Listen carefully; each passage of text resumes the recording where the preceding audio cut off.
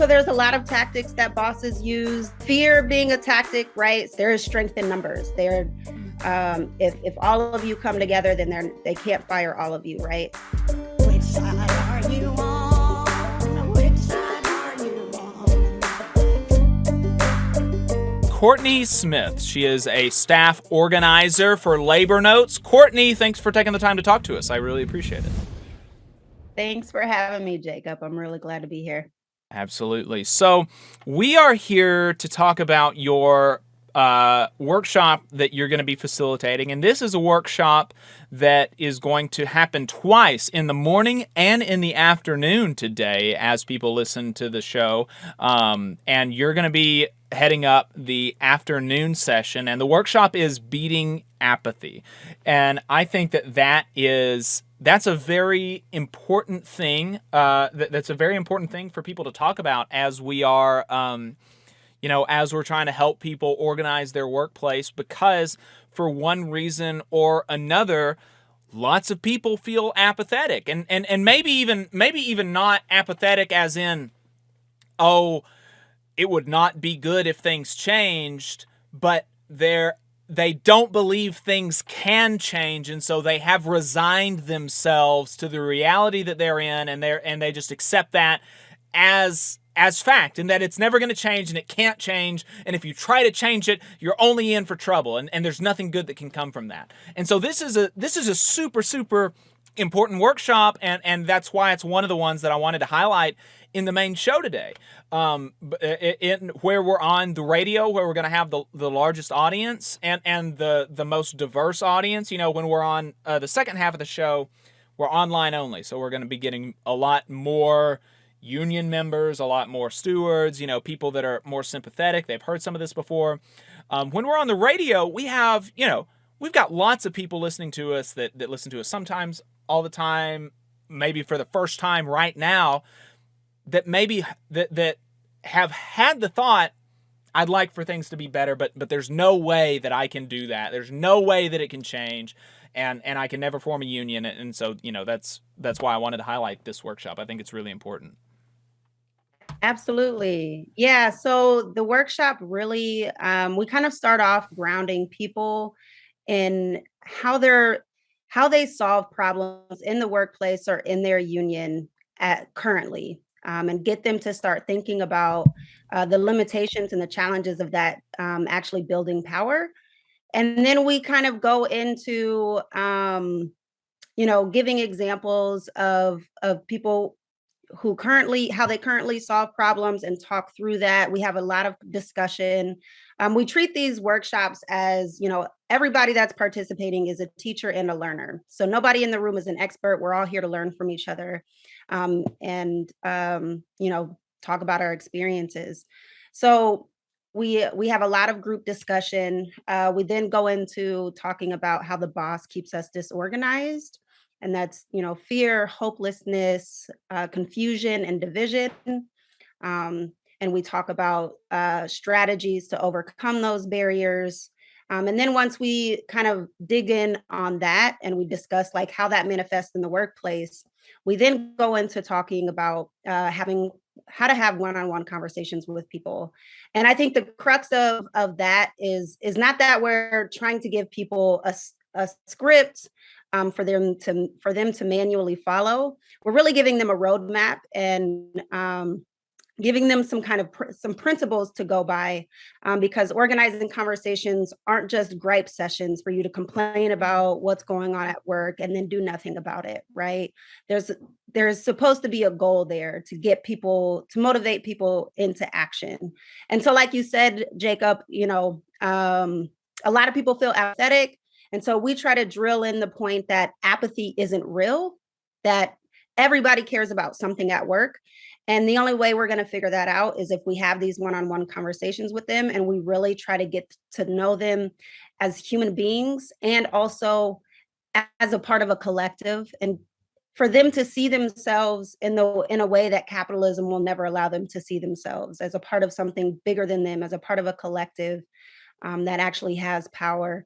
And so the organizing conversation really drills that in, and we get people to practice, how to ask good questions, how to be an Mm. active listener, things like that, and how to, create a sense of urgency and a sense of hope. Like you said, a lot of people don't believe that things can change, and so how can we um, instill that in them? How can we inspire them to believe that they have the power to solve their own problems, and that it's not outside of themselves, and it's not, um, out of the realm of possibility. And we do that through, through those conversations, through those group discussions that we have with other workers who've done the organizing, who have overcome these obstacles and have, came upon the boss and actually won, right? Hmm. And we are able to share those with people, and then, inspire them to hopefully take action in their own work. Yeah, and so I think that's a great overview, and we'll go back to the top and drill in a little bit about into how the boss keeps us fearful and divided and apathetic. And so what are some of the ways that bosses, maybe intentionally, maybe unintentionally, because this is just the way that our workplaces are structured, in capitalism, how does the boss keep us apathetic or fearful? Yeah, I mean, so there's a lot of tactics that bosses use. So fear being a tactic, right? So everybody's really afraid that, they'll be fired, they'll be laid off, if they take action on an issue. And that's, obviously we know that that's a real barrier that people have. And so, we encourage them by, sharing that there is strength in numbers, that they're Mm. if all of you come together, then they can't fire all of you, right? So there's many other tactics for fear.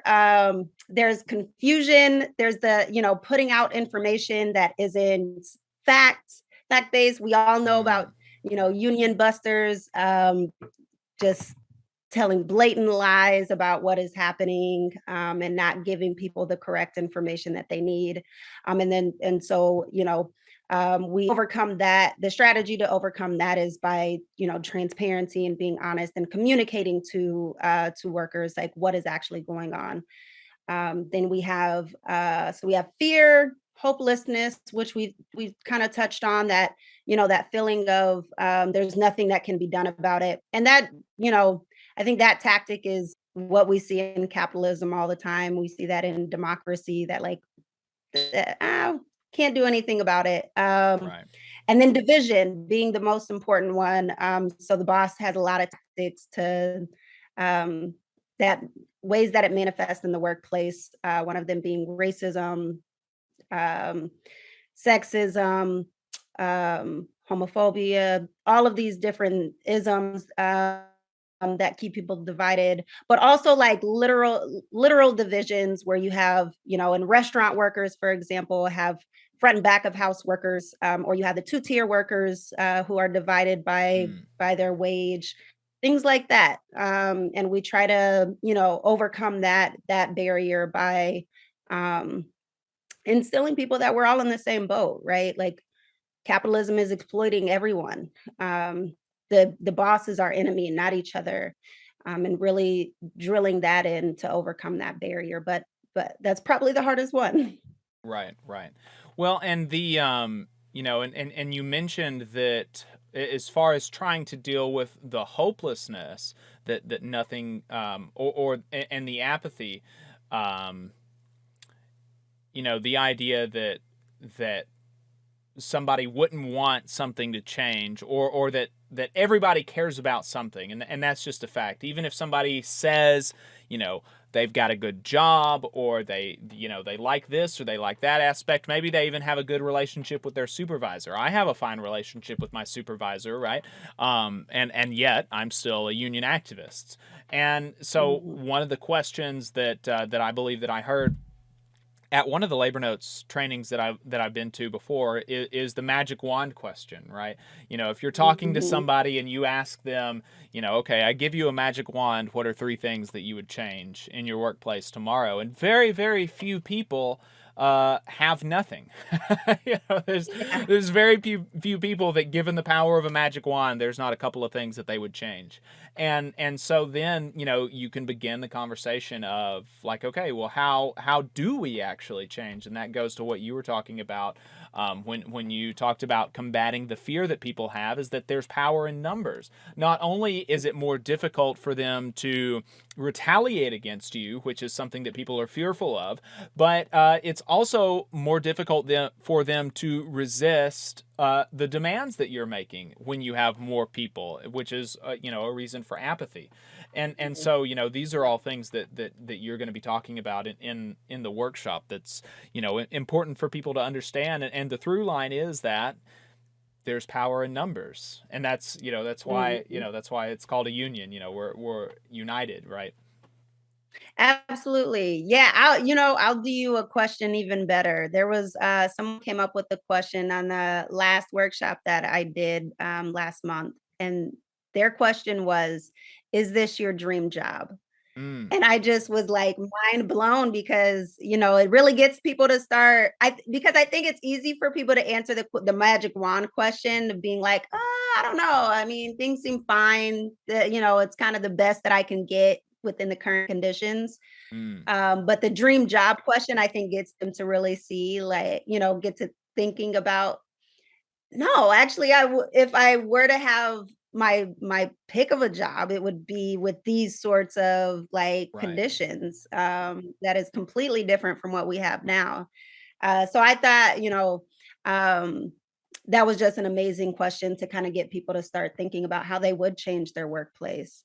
But yeah, you're right, Jacob. I think one of the things that I forgot to mention, that we also talk about in this workshop is the bullseye, which, for anybody who has the Secrets Handbook, we have the bullseye is on the front cover. And that talks about, thinking about your union, and your workplace as a bullseye. And so in the center, you have your core group of people. And then on the outside of that is maybe your supporters, and then you have the disengaged and you have the hostile. And it's not a static thing. Mm, It's dynamic, right? It can change and be fluid. And so we start getting people to think about, how can you bring in someone who is disengaged into being a supporter? How can you bring a supporter into being your core group? um, so that way, it goes from just a few of us doing the work to the majority of us doing work, and really building power in the workplace that way. right. And a big way that we bring people one layer closer to the bullseye, is one-on-one conversations. And so we'll talk shortly, in a bit, about how we have those one-on-one conversations. But, you know, first, I think it's important to ask the question, what is so important about one-on-one conversations? Why can't I just send them an email? Why can't I have a mass meeting and just get it all over with at once, right? I'm a busy person. I'm a busy person, Courtney. I don't have time for one-on-one meetings. Why do I have to have one-on-one meetings? Why can't I just call everybody that I want to talk to? All these people, I work with 400 people. Why can't I just call them all in and talk to them at once? These are great questions, Jacob. And that those are the exact questions that I pose to the group when we're having this workshop, is like, do we think, having talked about all of the barriers that we face in the workplace of fear, division, hopelessness, and confusion, that an email or a nicely flyer will be enough for people to overcome their fears? And the obvious answer there is no, it's not. Mm, Otherwise, they would have already been involved, right? If that was working. Um, and so the one-on-one conversations, like I said, I think the importance of the one-on-one conversations is really, um, allowing people to know themselves in a way that capitalism doesn't.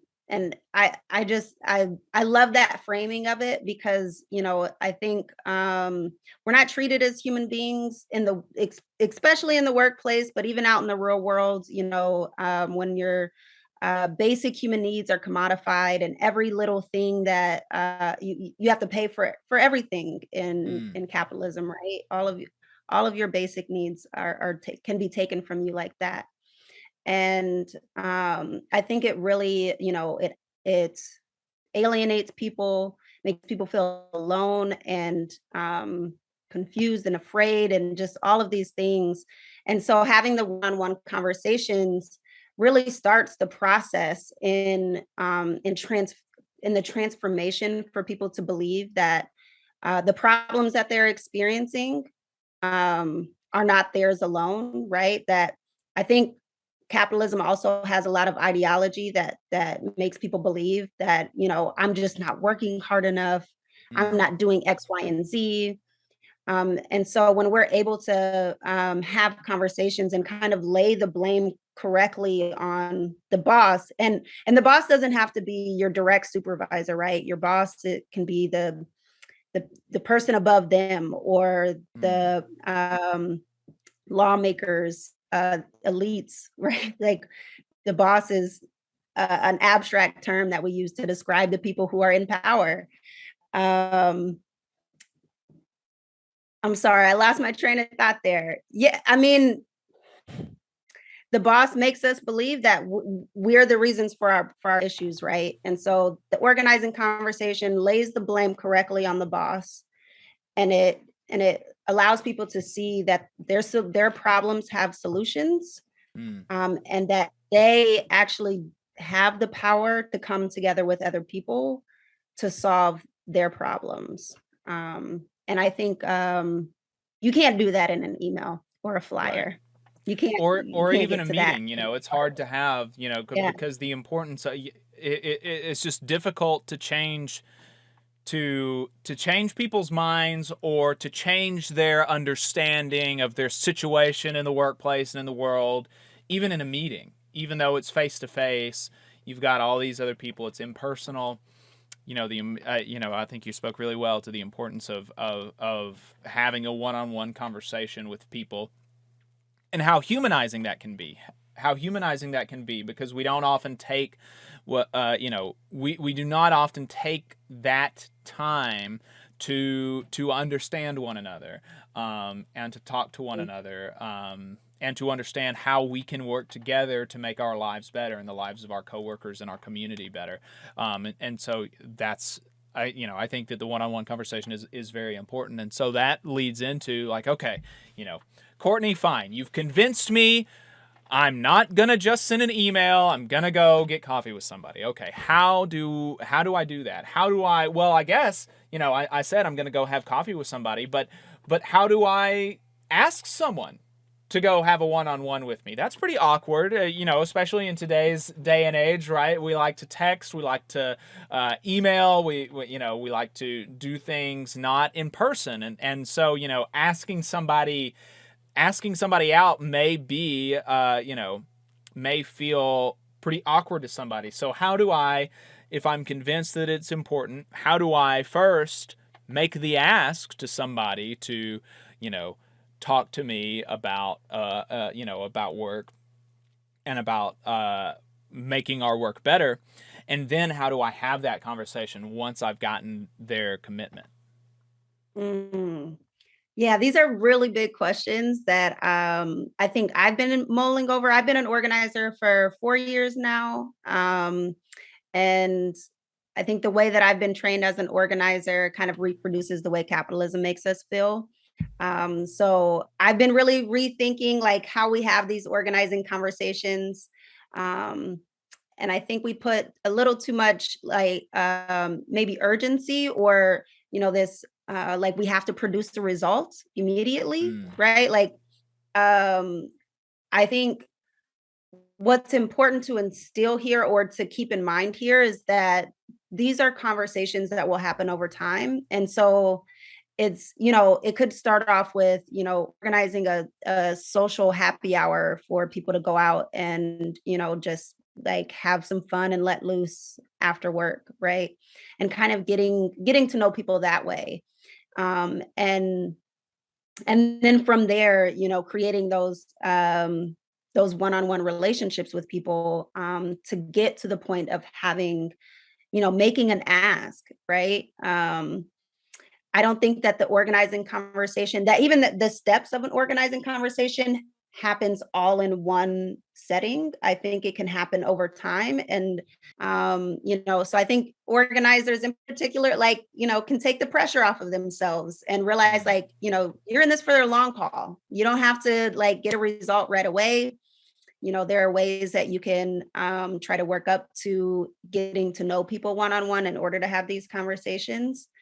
And then once you do, some of the guiding principles that we have is we use an acronym and it's called AHUI. And so that's AHUY. So the A stands for ask, agitate, and anger. And that just means, like, at this point, we're asking questions, we're identifying what their issues are and tapping into their righteous anger. The H stands for hope. And so we're sharing our plan to win or examples of success.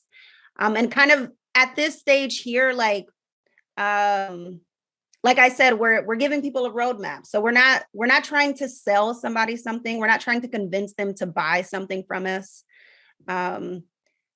The hope can really just be like, read this labor notes article of this, of a fight that happened, with this exact same issue that you shared, and learn about how other workers have actually done this.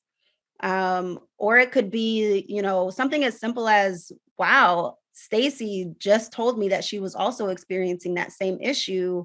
I wonder if, are you able to, get together with other people to talk about this? And just getting people to get outside of themselves, that it's just their problem alone. So that's the H, that hope. And then urgency. I struggle with this one a little bit. So this is the part where I feel like, kind of reproduces capitalism, to say now is the time to act. I think if we say that every time we talk to somebody, they're going to stop believing us, right? Right. But like I said, organizing conversations aren't just gripe sessions. So I do still think that there's, an importance there to instilling in somebody, like, that we can do something and we should try to act on it, while the iron is hot, right? Or while we're building up to that, like, let's do something about this now, because it's not okay. It's not okay for us to be dealing with these, terrible conditions. And then the last one is the why, and that's you. And it's simply, can we count on you to come to a meeting and talk about this with other coworkers? Whatever it is that, whatever that plan to win is, you're, that's the ask that you're making. You're trying to get them to commit to coming, committing to your plan to win, to your collective plan to win. I should say that. Right, right. And I think that you mentioned this at the beginning, but it's important to understand. I think that not every single one of these things that you mentioned is going to happen in one-on-one conversation. Maybe you only get through one. Maybe you only get through, like, understanding, what some of their problems are, and the acronym that Labor Notes has tracks pretty closely with the IAWW's AEIOU. I don't know if you've heard their acronym for their one-on-one conversations, but it's AEIOU, and it stands for agitate, which sounds very close to what y'all's is. Then educate, which is very close to the hope. It's educating them about similar situations where people have won. Agitate, educate, inoculate, tell them about what the boss is going to, what they can expect. Let them understand that there are risks, but you can inoculate those risks. You can protect yourself against the risks of facing the boss, and that is by, generally by coming together, right? Organize, try to get them, try to actually get them on the committee in the union, sign a red card, sign an authorization card, something like that.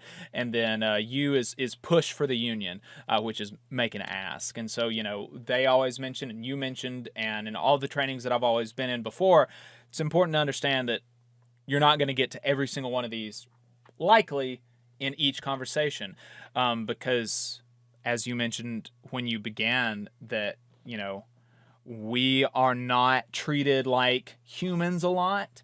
Under capitalism, at our jobs, in society, as everything is commodified, we're treated like another number. And so it is imperative upon us as workers trying to organize other workers to not reproduce that when we're talking to people. And so we don't want to treat, we really, really, really have to fight the the default that we can have to just treat these conversations like another number. Like, okay, I have to hit number 5, the 5th column on my spreadsheet today, and that happens to be, Joe Blow, right? And so I have to talk to him, and I have to get through A, E, I, O, and U. I have to do all of these things. That's not how conversations work. That's not how people work. We want to take it's not organic, right? Yeah, right. It's not genuine. Like I know I really struggled with this as an organizer in, a previous job that I've had, where I would, kind of ask, like, can we just not make the ask and like just genuinely get to know these people? And they would like flip their shit. It was like, what do you mean not make the ask? And then I came to labor notes and they were like, don't worry about the ask. And it was so relieving. I was like, oh my, I can actually like focus on building a relationship, rather than just making this transactional, because people can feel that, right? Like you can feel when there's gonna be something that this person wants from you out of this conversation. So I think it is important for us to really focus on on building genuine relationships with people. We have another workshop that we do that really kind of hones in on like, how do we build community with each other in the workplace? And food is another way to do that. I think just impressing on people, like, this is about building relationships and seeing ourselves in a way that the workplace doesn't want us to see ourselves. So, treating someone as just, I got to get to the ask, I got to get through all of these steps. It's mechanical. It's not really organic. So, we really try to focus more on, what are the types of questions that you can ask? Like, and kind of categorizing questions in, what are the introduction questions that you could ask? What are the agitational questions that you could ask? What are some polarizing questions? And some commitment questions, right? So really just, I think reconditioning people to be good listeners and to be curious about someone else, I think is kind of the crux of how we frame our organizing conversation. Courtney Smith, staff organizer with Labor Notes, we really appreciate your time. Is there anything else that you wanted to make sure that that we hit before we wrap here? No, I think we covered like the whole thing. I'm really excited to do the workshop and to do the Troublemaker School. Can't wait to meet all of you. So feel free to stop by and say hi. All right, folks. Appreciate it, Courtney. Thanks for your time. Thanks, Jacob. You just saw a clip from the Valley Labor Report. We are live every Saturday morning from 9:30 a.m. till 12:30 p.m. And we pride ourselves on keeping all of our content free to everybody so that we can talk to as many working folks as possible. If you support the work that we're doing, you think that it's important, you think that it's good, then consider making a monthly contribution to the project, and you can do that on our website, tvlr.fm.